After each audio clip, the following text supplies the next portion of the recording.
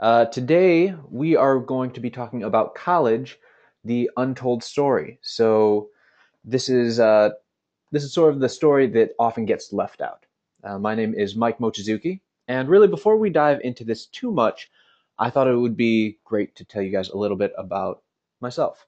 So, I graduated from Brown University in 2010. I work as a video producer for Fortune 500 companies. And these are companies like Southwest, Visa, so some pretty great companies.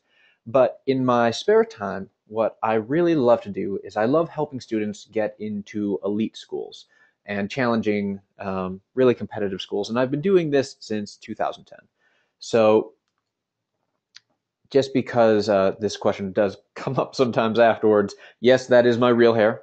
Um, but with that said, guys, let's dive in and talk about college. Now, there are two approaches to getting into college. The first, approach number one, is usually the story that you've been told before. It's the fairly traditional go-to of guidance counselors in high school. And the conversation usually sort of goes something like, you come on, you walk into their office and you sit down, and they say, "Great, we're really glad you're here. I think it's about time you talk to college." And you say, "Well, yeah, I agree. I think it probably is time that we talk about college." And they go, "Well, what do you want to do?" And you say, "Well, would like to go to get accepted." And they say, "Us too." And they go, "Okay." Then I guess the questions just become, where should you apply, and how do you actually get in? So this is the fairly traditional story that you've heard before of really looking at the college application process in terms of where do you apply and how do you get in. The problem is that this kind of misses the mark. Now, what we want to do right now is start off and talk about approach number two. And this is sort of the untold story. And this is the story that usually is told by people who've been pretty successful after high school. And instead of saying, let's talk about college, they say, let's talk about the future. Let's talk about a longer term goal here. And they say, what's your goal for the future? Now, that's an interesting question because it's not just about college, it's about everything that comes after high school. And that's because college is only where your life story is going to begin. It's only a first step. And that means that there are going to be two new issues that we need to consider. The first is going to be what happens after you graduate from college. Not from high school, but from college. What happens after that? The second means how do you get the most out of your time of college? So it's not just about getting in, it's about getting out, it's about getting the most out of it. So today, for many of you listening, whether you are currently in high school, whether you're the parent of a high schooler, um, most of you are probably coming at this from the perspective of high school. And we're looking at this usually in the typical timeline as this process ends once you've been accepted. Once you get into college, once you get that acceptance letter, this process is over. And so the question is just, what must I do during these do or die years to determine my future for the rest of my life? But the idea here is that really that's only a small part of the picture that we want to be looking at. So yes, today we are looking at life right now in high school, and ultimately we do want to see about getting in college, but a lot of the stuff that really matters is what follows that, is all of the things that come after college. So, for instance, your first real job, the first real job after you've graduated from college, developing your career, getting those promotions, moving up, developing yourself as a professional. Ideally, becoming such a successful professional that one day you can buy a yacht. And of course, the important things like having kids and grandkids, and then really even if you're so lucky, being able to have that second yacht. Now, guys, actually, as a quick side note, if you have any questions about anything I say during this presentation, feel free to add those questions into your little comment box on your screen there. Guys, I see that we have a couple of great faces. of people who we've had before and who've reached out to us, and a bunch of people who are new. So welcome. But again, for everyone, if you have any questions, feel free to put those in, type those into your screen in that corner, and I will do my best to get to as many as I can at the end of this presentation. So just as a heads up. But guys, I do want to thank you for already starting to send in some questions. But just to get back, we're really looking at what is the value of college overall as a whole. Now, there are going to be some people who kind of come down a bit hard against college. And one question will be, why bother? It's expensive. And we all know how expensive college is getting nowadays. It's also a big opportunity cost. Some people will say, why go to college now when they can start working? When you can start working right now and already put some money in your pocket. And of course, people love to say, Bill Gates, Steve Jobs, and Mark Zuckerberg didn't graduate from college. So, is it even that important? They were incredibly successful, are incredibly successful. But the thing is, guys, somebody also wins the lottery every day, but that's not where you want to put your odds. So I guess, rather than talking about who didn't go to college, let's talk about who did go to college. And the answer there is practically everyone else. So whether you're in the Supreme Court, whether you're in business, media, finance, politics, the arts, literature, the fact is it goes on and on. And who else went to college? Pretty much everyone. So with that said, let's move on and accept that the idea that college is important. And so the question is now about, if you're going down the college track, what next? Now, another issue that will come up is we'll have a lot of people say, you know what, I want to see the value now. Why am I going to go to an expensive school which costs so much? What's the value there? And the truth is, you're not going to feel that value, feel the real value of that education until after you've graduated. It's going to take a little bit of time, but you will ultimately feel its value. You will see its value throughout your entire career. And the point is, college is foundational. I'm going to repeat that. College is foundational. It's setting a groundwork with which you can move forward for your entire life. So actually, let's explore this idea a little bit. Let's go a bit further. So you've graduated college, you had 4 great years, and then you get your first job. Now, that first job is hard to get, and that's for everyone. It doesn't matter what college you went to, it's tough. It's because there's a lot of competition. Everyone graduating is trying to get that job. And there are a lot of closed doors you're going to encounter. And this can really be a huge obstacle. How does college help? Well, first, it gives you some credentials. The better school you go to, the more it's going to inspire trust in that hiring manager, in whoever it is that's looking at your resume right now. The second thing is that your college is going to give you access to a fantastic network. Now, if you go to a really great school, that means you can have these unbelievable networks at all these fantastic companies. And sometimes it's just that little connection where you can send an email to them and say, listen, I graduated from the same college that you did. I really am interested in your company, and I'd love to talk to you about it. Or I'd love to talk to someone at your company about working there because it seems fantastic, and it would be an honor and a thrill to me to work at your company. And having that network there can help open one of those closed doors. Another thing is that your college can give you some great experiences. Now, these could be extracurriculars, these could be study abroad, but remember, only part of the college experience is within the classroom. And a lot of the other experiences, whether it means that you're part of the Greek system, whether it means you're president of the student body, happens outside of that classroom, and that can give you a lot of experience, experience and perspective that can help you get some of those great jobs. Now, after you've had that first job, you're going to move on and you're going to start building your career. And so the first part of this means moving forward and upward. So, really, how do you become better? How do you move forward throughout your career? The other issue becomes, excelling. So every day you're trying to become better at what you do. Yeah. So maybe you work in finance and it's trying to um, better predict the financial situation of a company. Maybe you work in Hollywood and it's about writing a better script, but you're trying to be better. And finally, it's about about propelling yourself forward. So getting those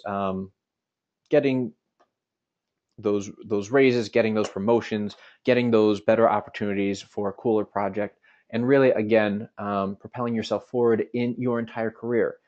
You know, most careers nowadays are not as cut and dry as they used to be, and people will not only have multiple jobs, but they'll work in multiple industries, and your trajectory may be across several. So that's something to keep in mind, that propelling yourself forward is oftentimes very important and really requires sort of having that strong basis of an education and strong skills that you can use to move yourself forward. How's college going to help as you're trying to develop throughout your career? Well, the first thing is that it's going to help give you a bunch of leadership. And this, again, this can come through those extracurriculars. This can come in study sessions. This can come as being a TA where you're working and maybe you're teaching classes on your own. Maybe you're leading discussion groups. Another issue here is that college can help lay down this great foundation for teamwork. So whether it's a project where a bunch of different people are working together, or whether it's again an extracurricular, you're on a sports team, whether you're in a music group, and it's about really, working with those group dynamics to overcome and reach a united goal. There's also an issue of creative thinking and intelligence. So when you have academic assignments, it's about, lots of times you need to take a creative and innovative approach. What's a new invention that could work? What is a new interpretation of this historical situation? And there's also going to be an element of independent problem solving. Now, college is really a unique environment because unlike everything you've done so far in high school, you're really set free. So what this means is that rather than having weekly quizzes and homework assignments, many classes work in a way that you show up to class, you're given, you know, a syllabus and a couple of chapters, and then you have a big test somewhere down the line. And so what this really means is that you need to be an independent learner and independently responsible for your own actions in a way that you probably never have been before. And again, this is laying down that groundwork. We talked before about how college is foundational. So this is laying down that foundation that you're going to use not only for that first job, but throughout your entire career. And so the college you go to is really going to help lay down these basic skills which you are going to use constantly in your future. Okay, now after you've worked for a while and you start to make it, and this means that you moved up in your company from the mailroom to CEO, or actually, I guess you may have even moved through several companies.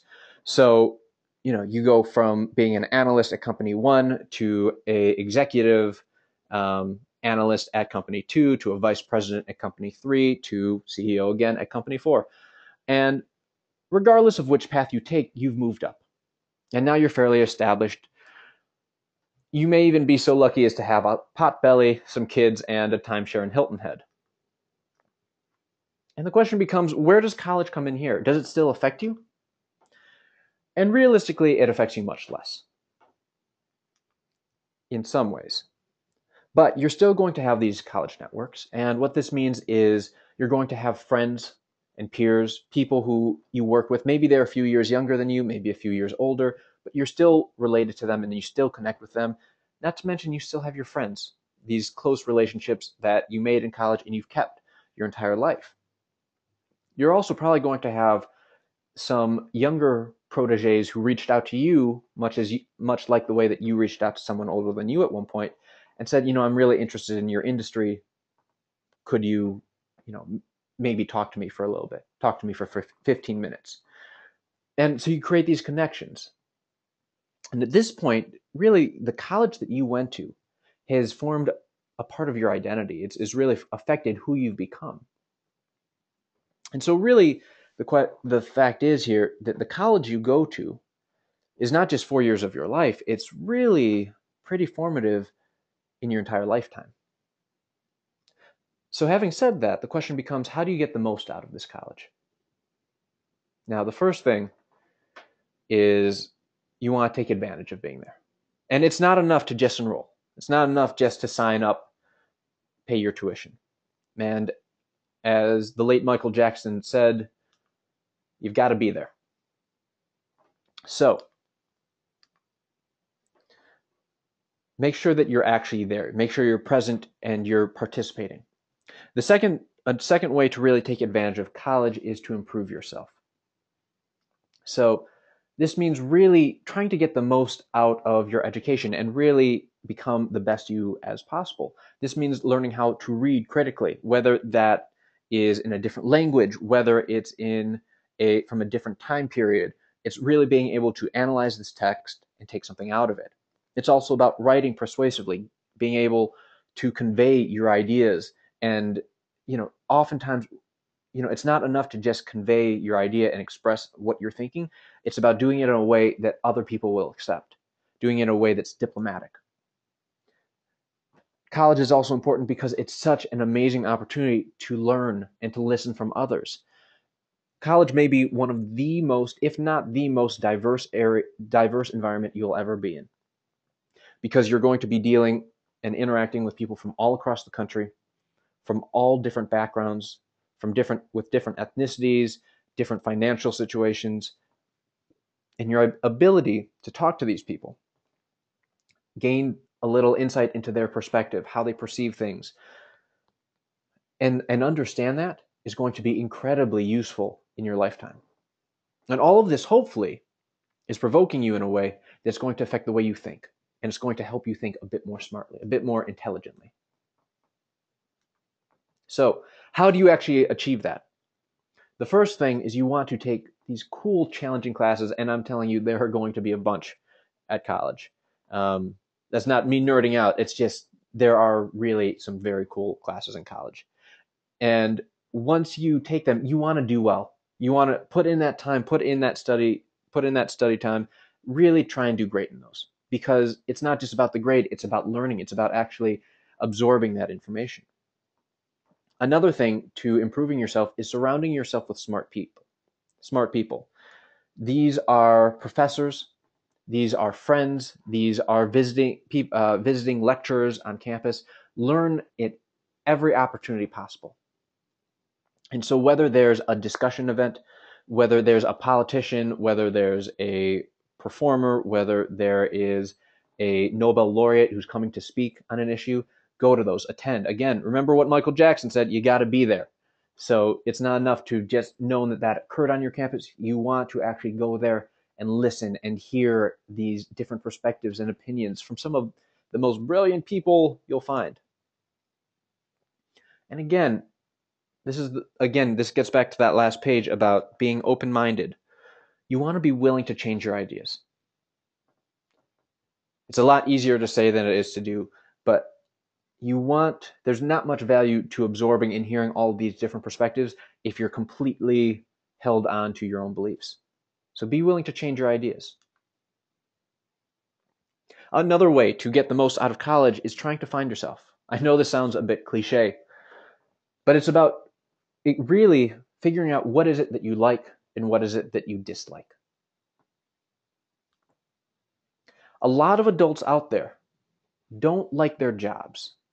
And they don't like their jobs because they weren't able to look into their interests. They weren't able to take a philosophy class or a African dance class or just those classes that expand you and broaden your horizon. And I'm not saying that we're looking at the next generation of African dancers, but there is a good chance that something about that culture resonates with you, and perhaps you go into anthropology. Perhaps you go into international relations. Perhaps you go into the performance arts. There are a ton of different ways that finding something that you like can set off a whole series of events that take you to a place that you love being. So one of the keys here is going to be taking that wide range of different classes, really experiencing a bunch of different things. Because it's only through finding out what it is that you love and what it is that you hate that you're really able to figure out what direction you should be going in. Because if you pursue what it is that you enjoy, you'll never hate your job.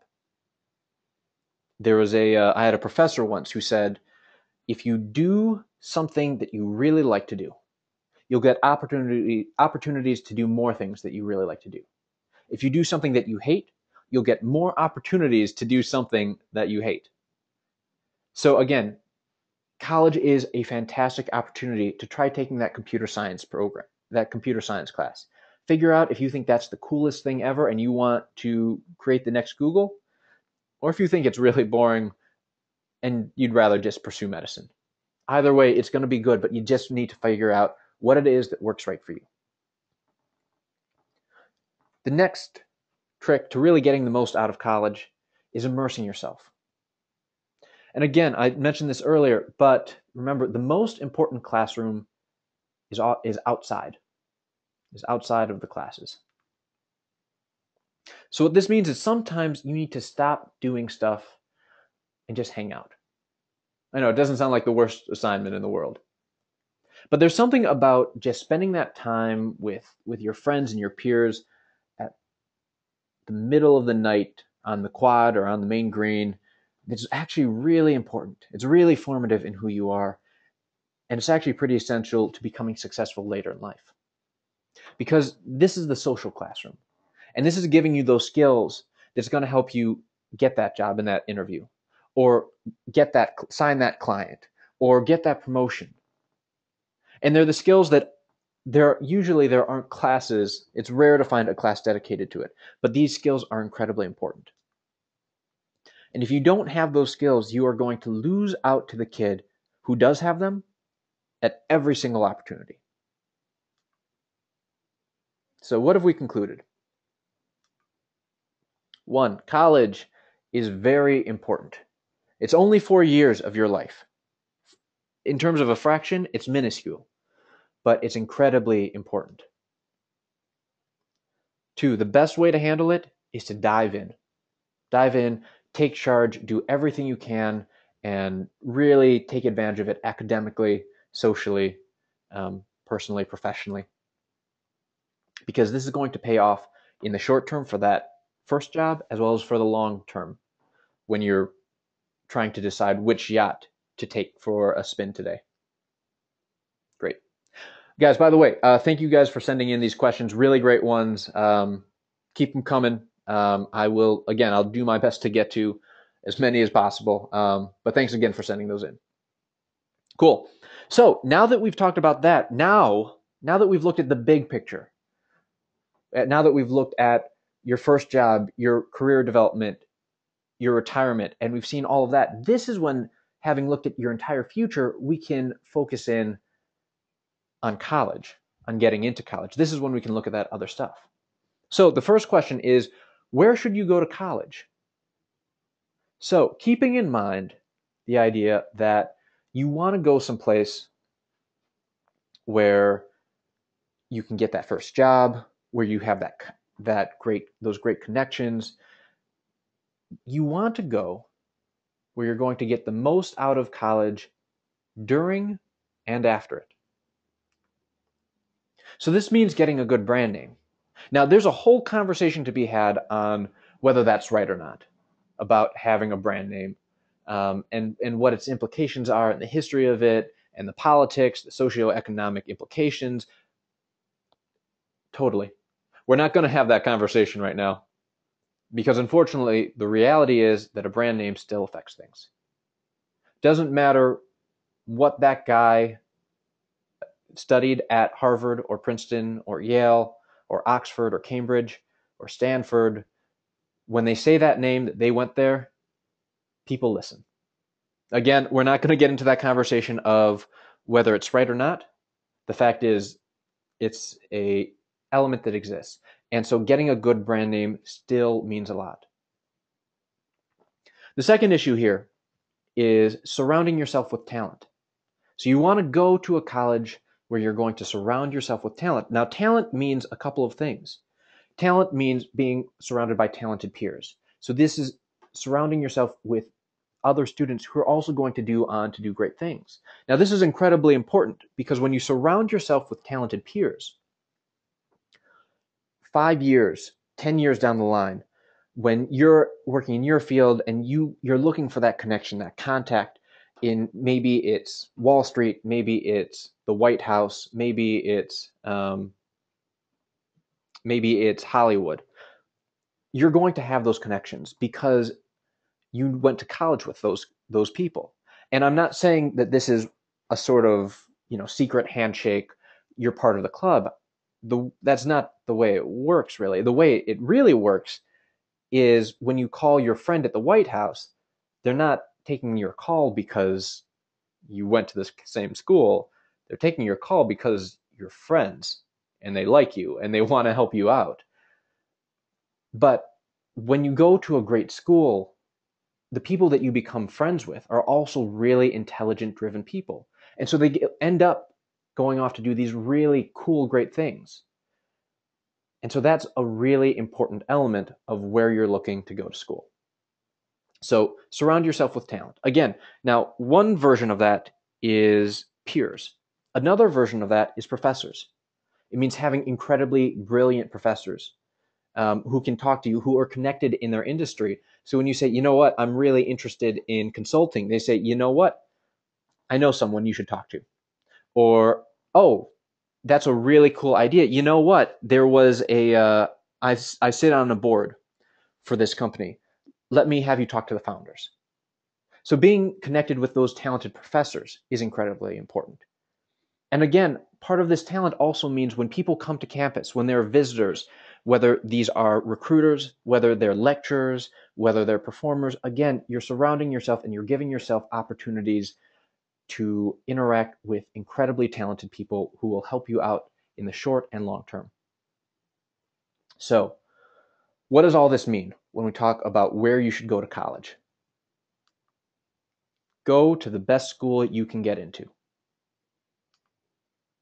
Period. I'm going to say this again because it's so important. Go to the best school you can get into.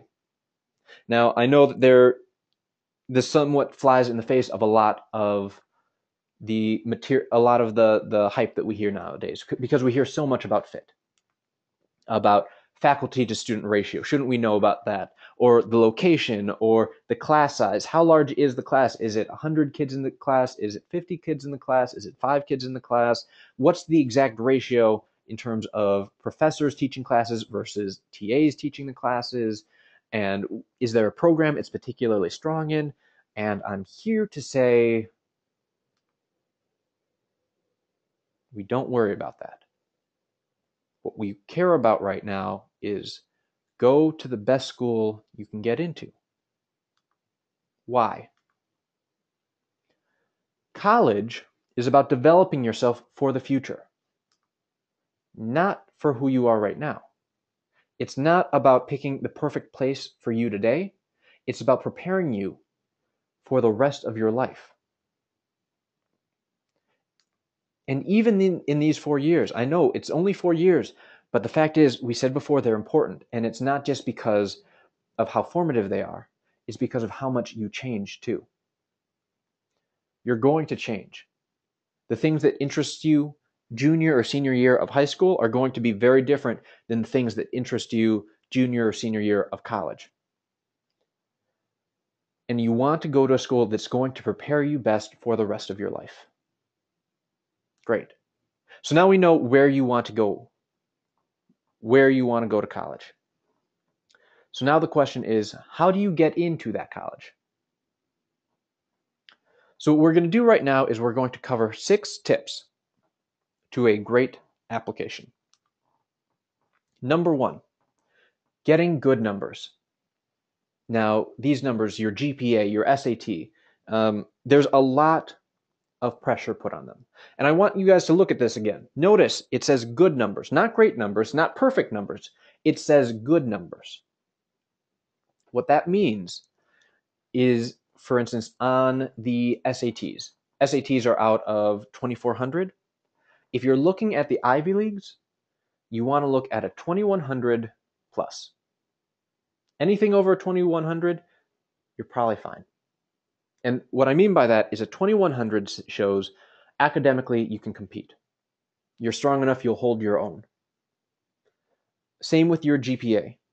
You don't need to have that perfect 4.0, 5.0, 6.0. I know these GPAs start getting a little weird with weighted grades, but you don't need to get perfect. You just need to show good numbers. Show that you're good. This also means showing challenging courses.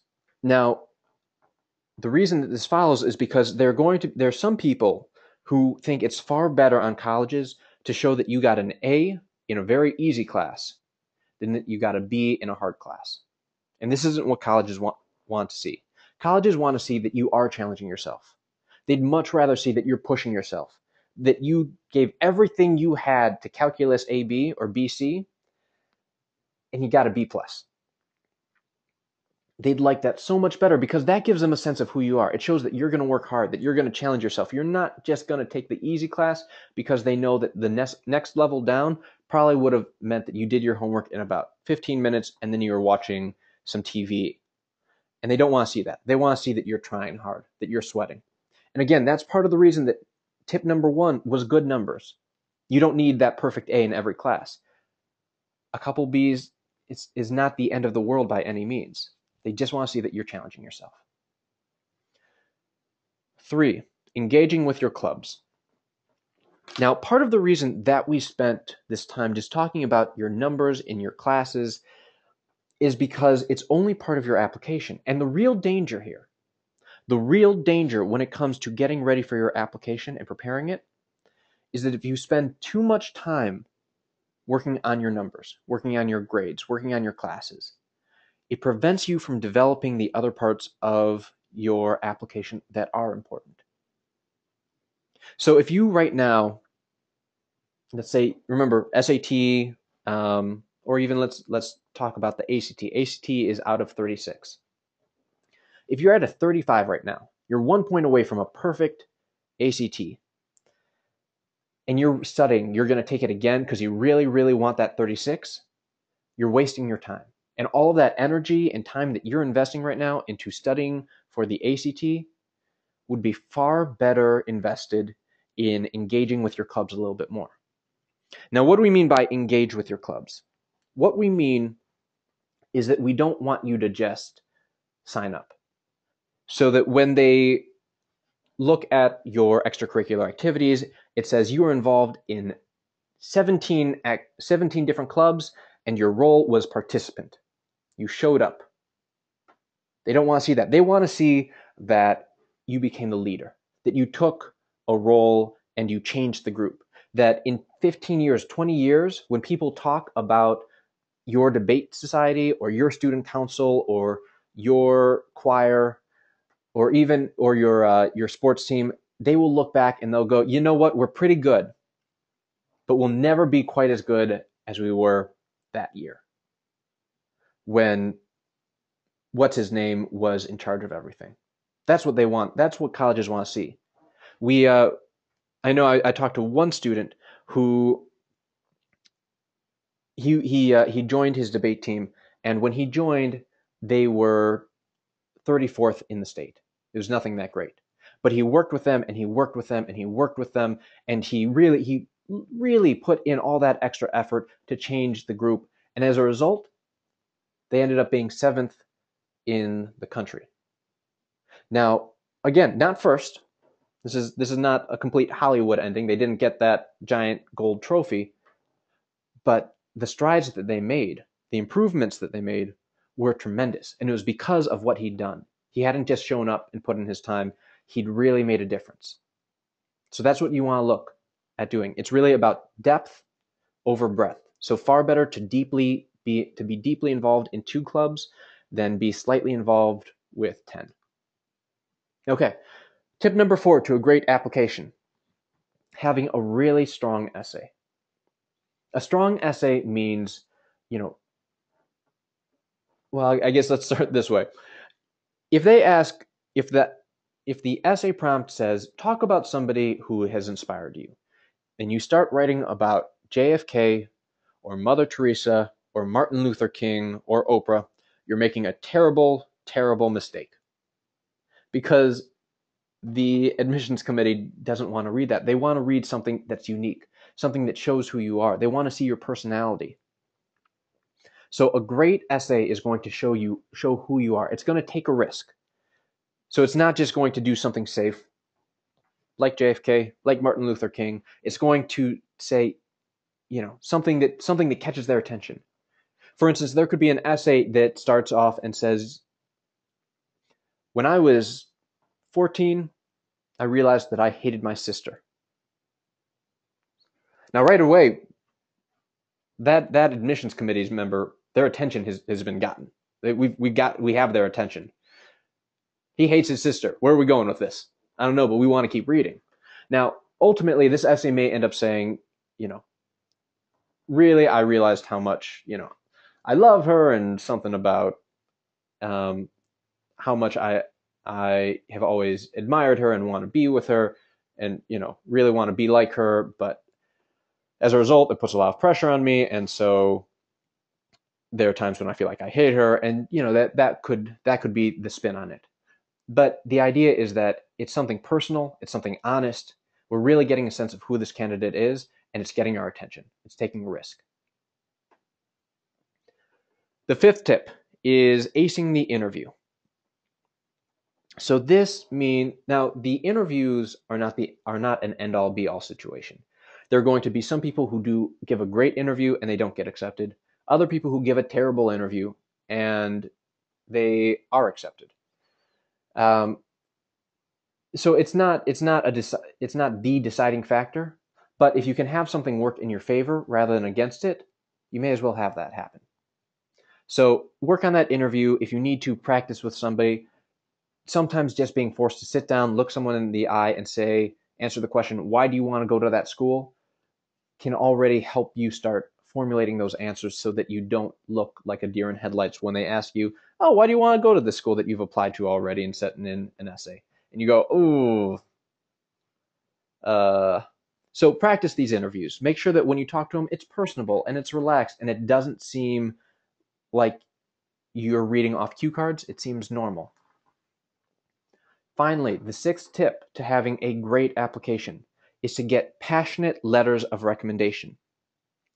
Now, there are a lot of questions about who should you ask for a letter of recommendation. After all, you could ask your engineering teacher. She went to the college you want to go to,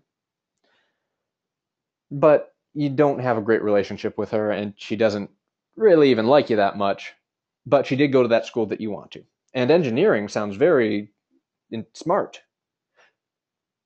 And that would be a poor choice.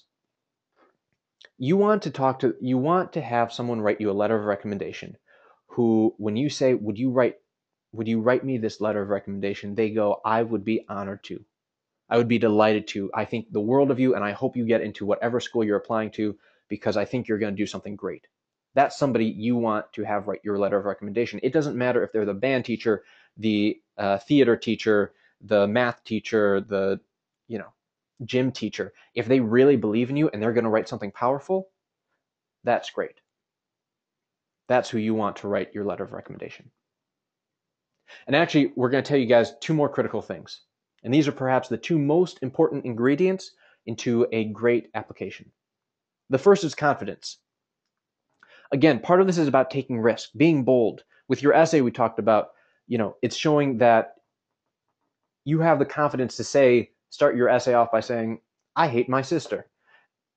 Because you know that you're a solid enough candidate, you can take that risk. You're going to be fine no matter where you go. And having that level of confidence and knowing, honestly, you are going to be fine. But having that confidence of, to take a risk in these applications is going to make a big difference. The second really important ingredient is showing that you're an individual. It's showing your perspective, your insight, the way that you see the world, showing the fact that you're just a little bit different from everyone else. You're not just another tennis player. You're a tennis player who would dress up like a cat for a fundraiser to help raise money for the local pet shelter.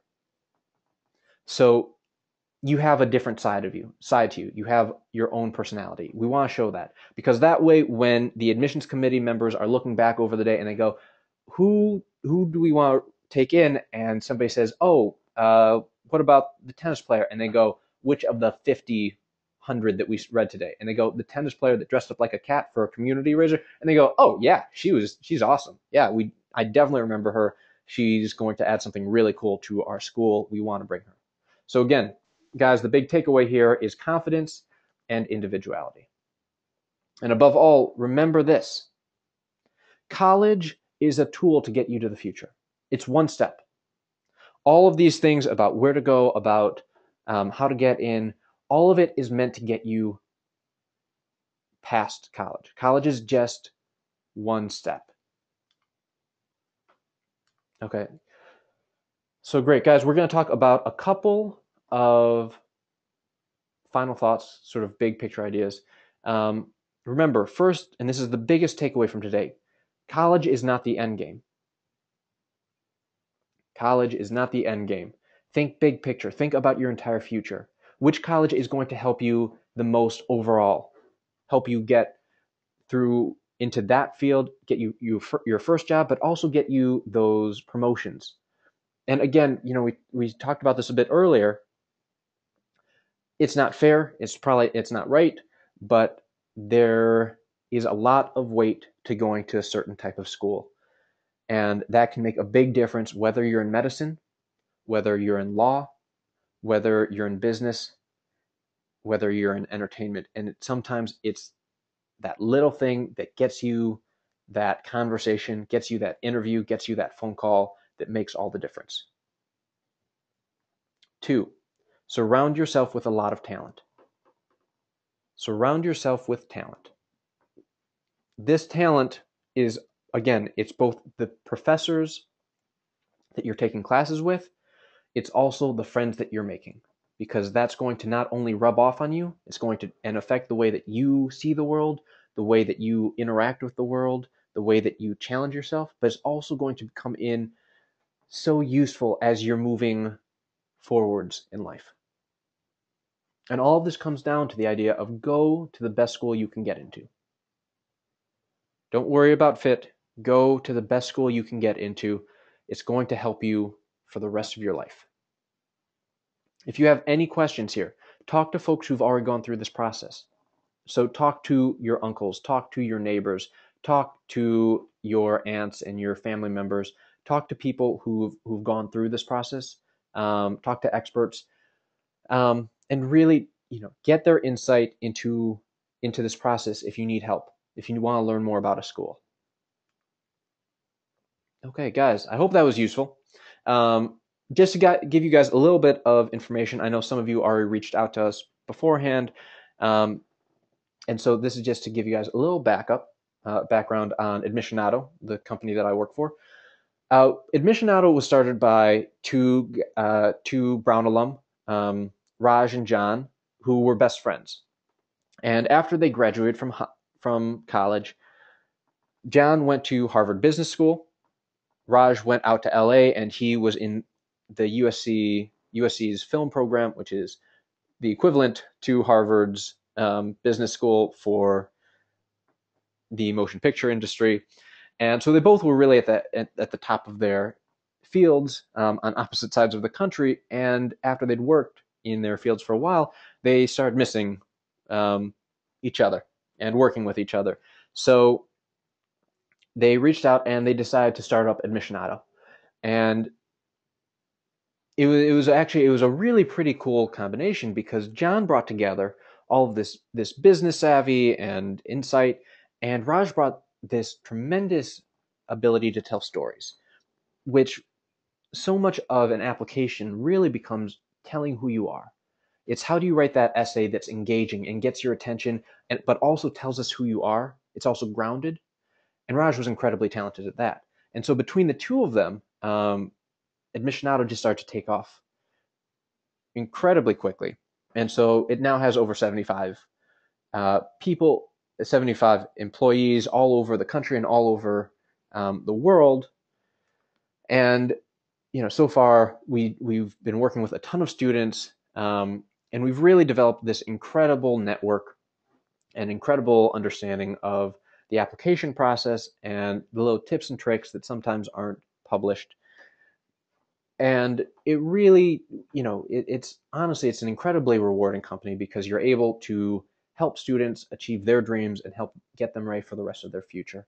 And so I've been incredibly delighted to work with them and do events like this. I would like to take a moment here just to thank USA Today for helping to set all of this up. We work, USA Today has just been an absolute fantastic partner. And so we really do want to thank you guys for this opportunity. Having said that, we have a little bit of time now. And so, guys, I would love to take some of your questions. So let me see what we have here. Okay, so I see we have a question here from Catherine in North Carolina. Let's see, a lot of my mentors keep saying it doesn't matter what school I go to, just so long as I go to college. I'm a little confused on this. Can you give me some advice? Yeah, sure, Catherine. That's a great question. So, again, we talked about this at the beginning of the presentation a bit, and one of the issues that oftentimes we encounter here is that there are a lot of issues in terms of cost, in terms of competitiveness into getting into these schools.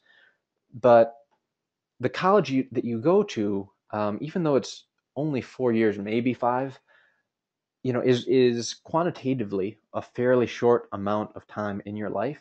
It's so important, and it's really going to form so much of your life. I know we've talked about this a little bit earlier today, but the way that these colleges are going to help you create a network, both with your peers as well as with alumni, the way that these schools can really help take you to that next company right out of graduation for that first job, so that instead of starting at the mailroom, maybe you start a little bit higher above that, and you're actually able to be doing a bit more work. There are a lot of opportunities that come from going to a great school, and where you start off can make tremendous impacts in your entire future. So that's something to keep in mind. Again, and we've talked about this before, it's not fair, but when two candidates are both up for a promotion and one person went to an Ivy League school and the other person went to community college, even if they're both very capable, there's going to be a bias towards the person who went to the better school. And again, we can talk about the psychology of that. We can talk about whether that's right or wrong, but unfortunately, it is a bit of reality. So, Catherine, I hope that helps. Okay, I see a question here from John in Texas.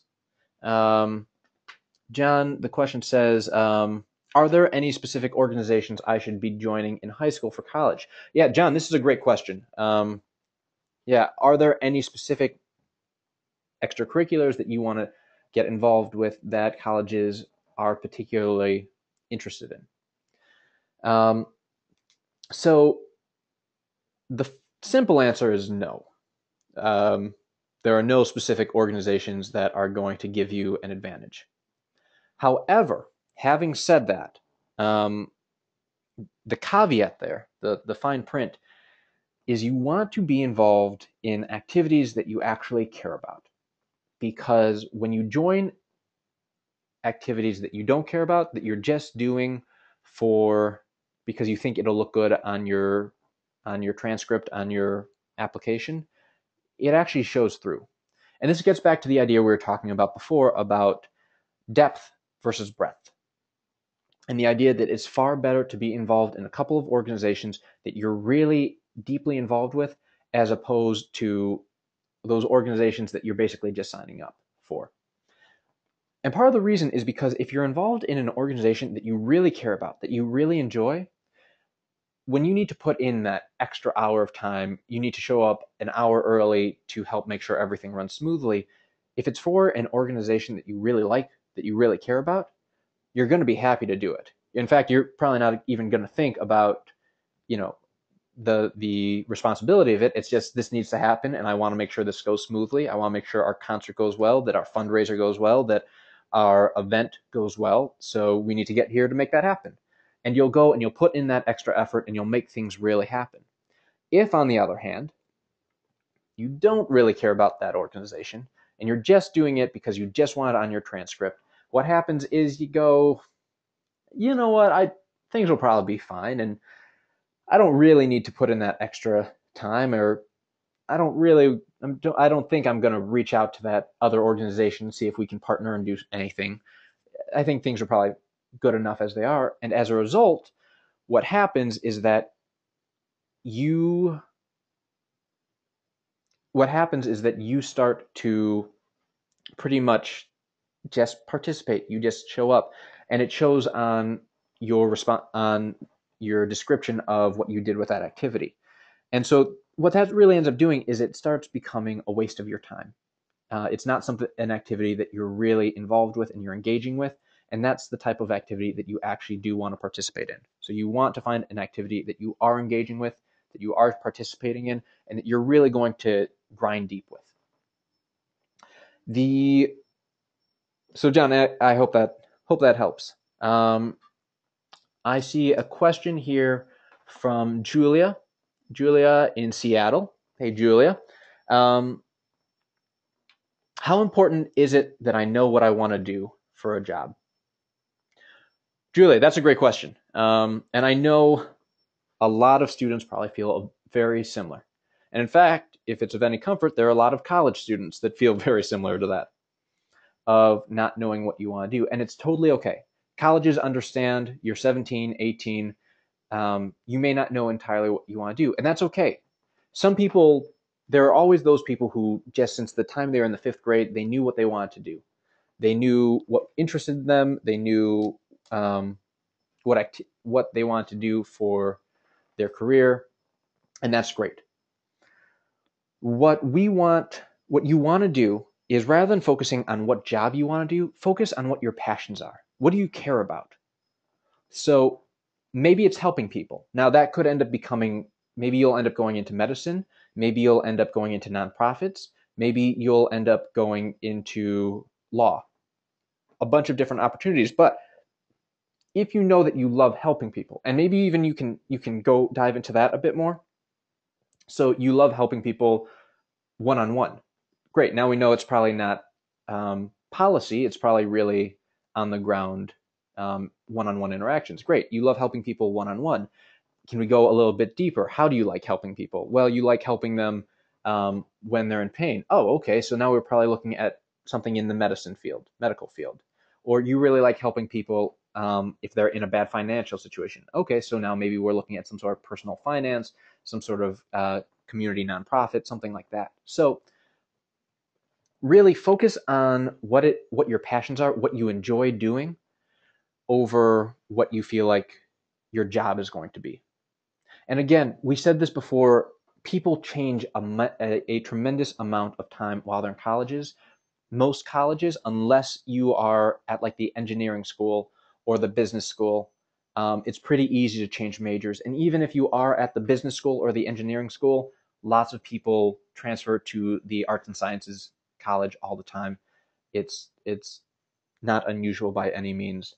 So really, again, focus on what it is that you care about. Focus on your passions and write about those in your essays, and that's going to come up with something far stronger than talking about something that you feel like you're forcing. And I think we have, I think I'm going to get to one more question. But guys, I do want to thank everybody for sending in these questions. They were great. And this is from Mark in St. Louis.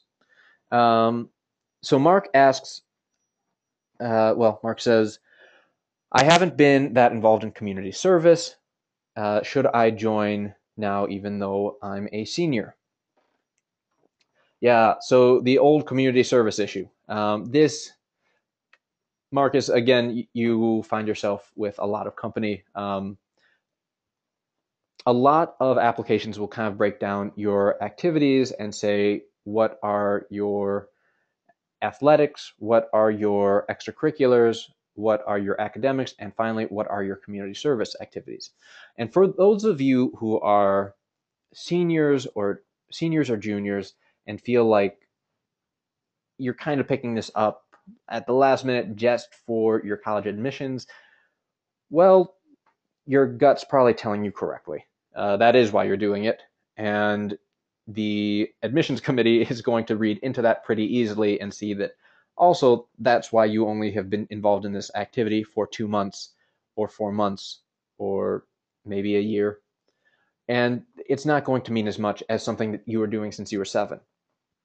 As a side note, if there are any 7-year-olds listening, now's a great time to get involved in some community service. So here's what I would recommend to those of you who are working, those of you who are currently juniors or seniors. You may have missed the boat on putting in solid amounts of time of just going to something weekly and being involved in a community or community service or charity event like that. However, you haven't missed the boat on doing something that is still community service focused. So this might be something like a fundraiser. So if anybody listening right now is part of a sports team, that means immediately you have a connection with a ton of other students, many of whom are probably seniors in a similar position. If any of you are involved in a music group, you have something right there that you can probably do to help raise money, to go either perform or to go perform as like a benefit, whether it's at a local hospital, at a senior citizens home. So again, one of the main idea here is take the things that you are doing right now, take your non-community service events, and see if there's a way to really use those and put a community service spin on that. Because that way, when you're writing your college application, even if you can't say, I've been involved in this group for the last 7 years, you can say, I helped organize this event, which raised $5,000 for the local, for a local student group, for a local organization, for a local health clinic, and that's going to be really cool. That's going to be a really cool thing on your application.